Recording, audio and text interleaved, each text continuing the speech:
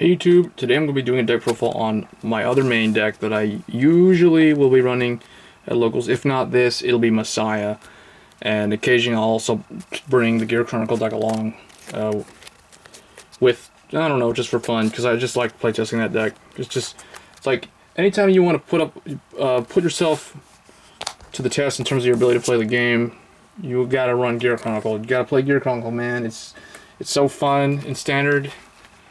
It's so fun to most of the time just lose, but feel good that you were able to like pull off like your grade 4 thing. But anyway, we're doing a deck profile on the Revenger deck. So this is my pure Revengers, as pure as it could get as far as I know. I think I've got all the Revengers in here that are available in Standard. So it is a pure deck. It is not the ones that run Charon and Maka and, you know, like Skull Witch, Nemen, and none of those guys are in here. Nemen's not in here, so again, this is probably going to be the only deck profile on YouTube that is unique and stands out, and the deck still functions and it still does really good, because it's all about restanding Blaster Dark at the end of the day, and this deck does it just fine. You don't really need Nemen, she doesn't really do much. Swordbreaker does help, and you can run that at 2 copies in here if you want, but it's not really necessary. So I'm playing the deck kind of the way it was intended. So for Mordred Phantom, Illusionary Revenger Mordred Phantom. He is your main Vanguard. Like, you want this guy to be the main Vanguard. Nice thing about him is you do not really need to rewrite him that much, so you can kind of like use alternate copies of him as like PG fodder. You can if you want, because it will give you another force marker. I have done it a couple times. It does basically make your Vanguard, your Blaster Dark lanes extremely dangerous or extremely strong and hard to block. So that's basically what he does, is he restands Blaster Dark, and every time Blaster Dark is placed on the rearguard circle, you get a gift. And put it wherever you want. So the deck really excels with Force 1. You don't really use Force 2 at all with this deck, because you can't really stack Force 2s effectively. So my other grade 2, one of them is Danger Lunge Dragon. I still need to get like 2 more of these. I've just been really lazy to bother to put 2 more, but essentially it will be 4 him and 4 Danger Lunge. Or Lunge Dragon, so 2 of him, and then I am running 2 Dark Mage, don't know how to say his name, but Bahabkar. So 2 of him, because he for Soul Blast 1, he can just straight up like call something for free from the top of the deck. It's a very gold Paladin skill, so I don't really like the skill too much. So eventually I will remove him for 2 more of this guy, because I feel like this guy does have that Sentinel restriction effect with critical and 10k, and it's relatively easy to use, but as long as you have 2 copies of this guy, you will be able to see him in the late game, unless you, like, I don't know, damage check both of them or something. But yeah, so that's the grade 3 lineup. Grade 2s, of course, we run Blaster Dark. He is the MVP along with Mordred and Nullity. But these guys are essential to being able to like overwhelm the opponent with all the multiple attacks. But here's probably the most important card, in my opinion, that makes the deck actually work. Nullity Revenger Masquerade. With this guy, you don't really need to run the grade 1 engine.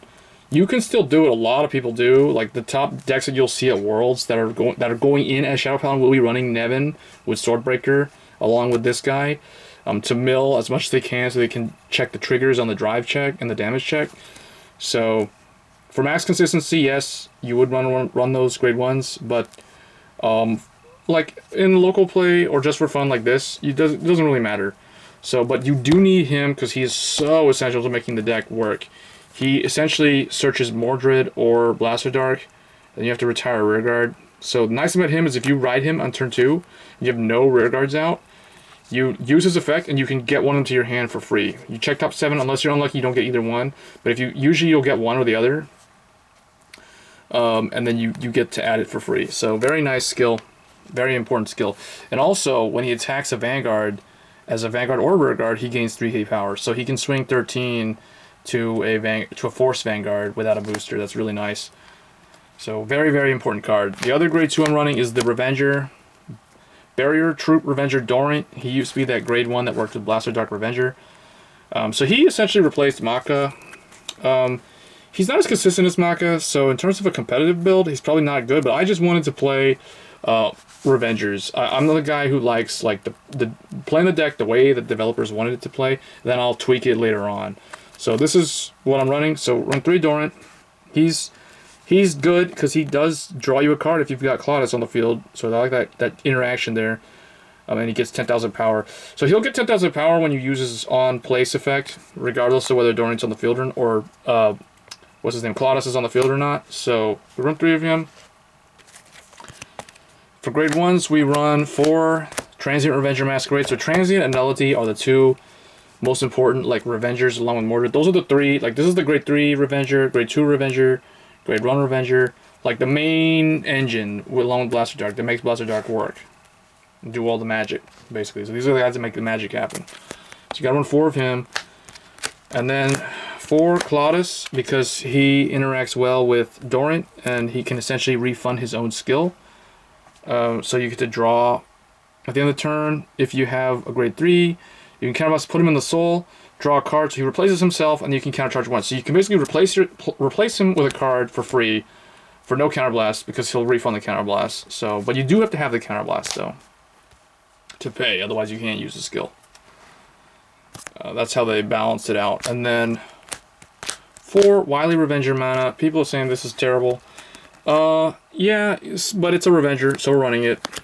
When it plays, counterblast 1, soul blast 1, your opponent chooses one of the rear guards, retires it, and this unit gets 5k power. So not too bad, actually, when you think about it. In the thing is, unlike the previous, the Phantom Blaster deck, which I like the whole lot, this deck doesn't have many, aside from Blaster Dark, as it is, there aren't any ways to retire the opponent's rear guards. And I was looking for a card that can allow me to retire opponent's rear guards, and she does that. So she, along with Blaster Dark, continue to mess with the opponent's field. Now, obviously, they get to choose, but it's still forcing them to go minus. So that's why I feel like she's not as bad as everyone says, but she is resource heavy, though. That's the downside of her.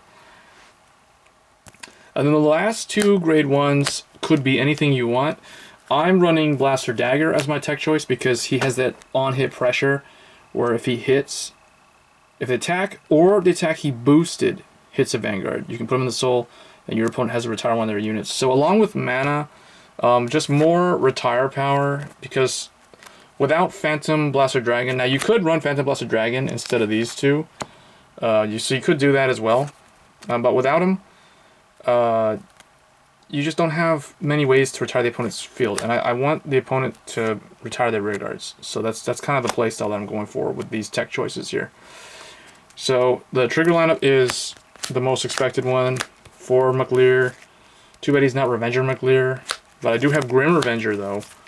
Grim Revenger, like I said, I want to run as many Revengers as I can. Now, alternative pick for this would be that Demon World Castle thing that gets like 20k power when you're at like 5 damage or something. So that would be a good choice as well. But like I said, I'm going for like max retire power. So Grim Revenger, Darkside Trumpeter, this could be Death Feather Eagle, and then Abyss Healer.